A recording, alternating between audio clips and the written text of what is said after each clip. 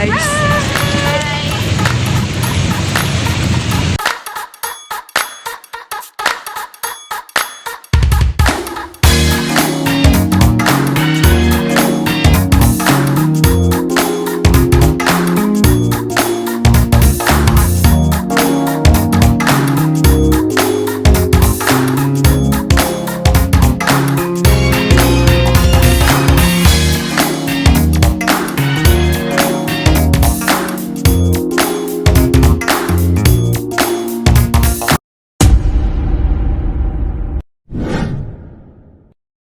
Dalam meningkatkan komunikasi langsung antar tim pelayanan kesehatan, berfokus pada pelatihan anggota tim.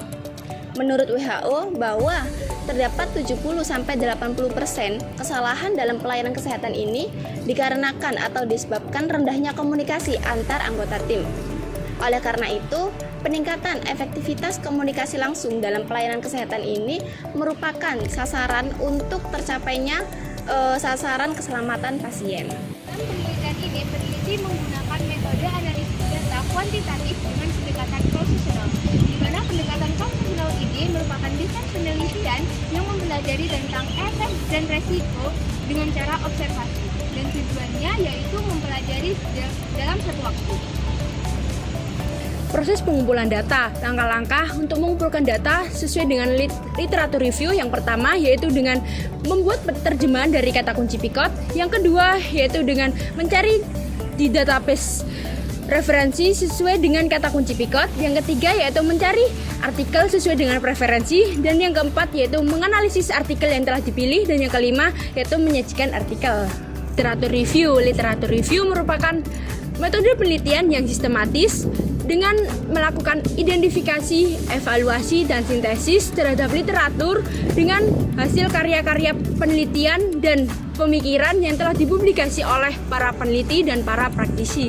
Tujuan literatur review. Literatur review memiliki beberapa tujuan. Tujuan yang pertama yaitu penulis menghasilkan kerangka teori atau landasan teori. Yang kedua yaitu penulis mengetahui kedalaman dan keluasan penelitian. Yang ketiga yaitu penulis mendapatkan jawaban dari pertanyaan-pertanyaan yang ada di dalam rumusan masalah. Dan yang keempat yaitu penulis mendapatkan wawasan dan pengetahuan baru. Dan yang kelima yaitu penulis memahami area penelitian dan isu-isu utama dari penelitian. Dan yang keenam yaitu penulis menemukan kesinambungan dengan penelitian yang terdahulu. Dan yang ketujuh, penulis mendapatkan wawasan baru dari penelitian yang terdahulu. Dan yang kedelapan yaitu penulis menemukan gap of knowledge dari penelitian yang terdahulu.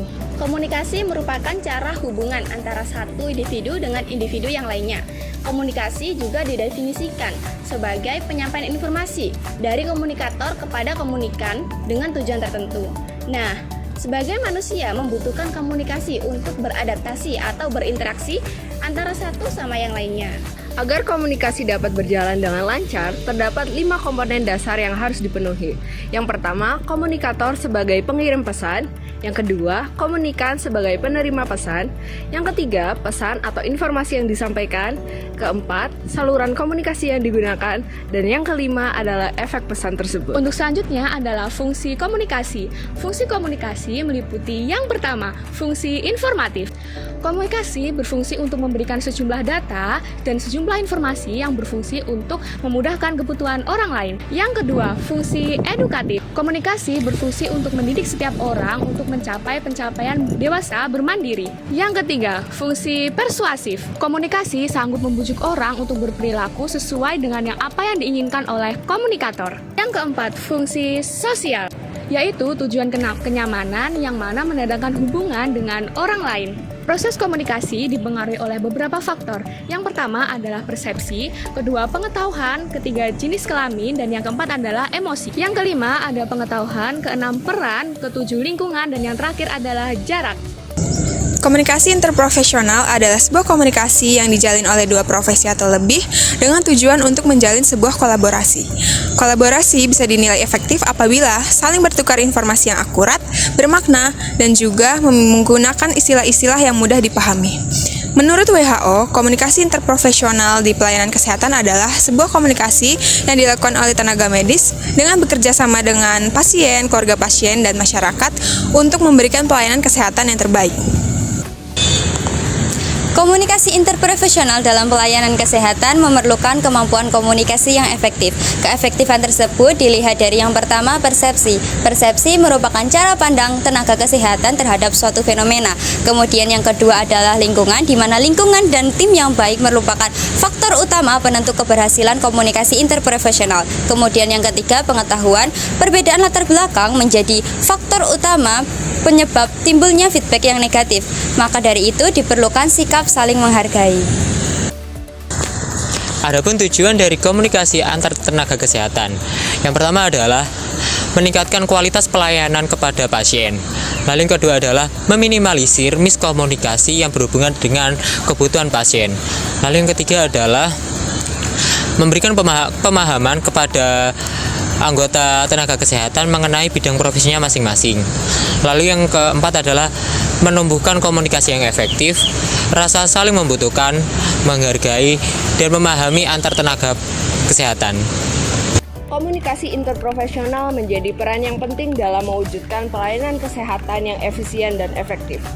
Tidak hanya soal pertukaran informasi, komunikasi interprofesional juga melibatkan aspek empati, saling percaya, dan kolaborasi. Ketika informasi dapat disampaikan dan diterima dengan baik, komunikasi interprofesional dapat meminimalisir adanya kesalahan medis, mengurangi kesalahpahaman, meningkatkan kolaborasi, dan pada akhirnya dapat meningkatkan mutu pelayanan. Oleh karena itu, petugas kesehatan, khususnya perawat, harus meningkatkan kompetensi komunikasi melalui pelatihan, budaya kolaborasi, dan penggunaan teknologi informasi.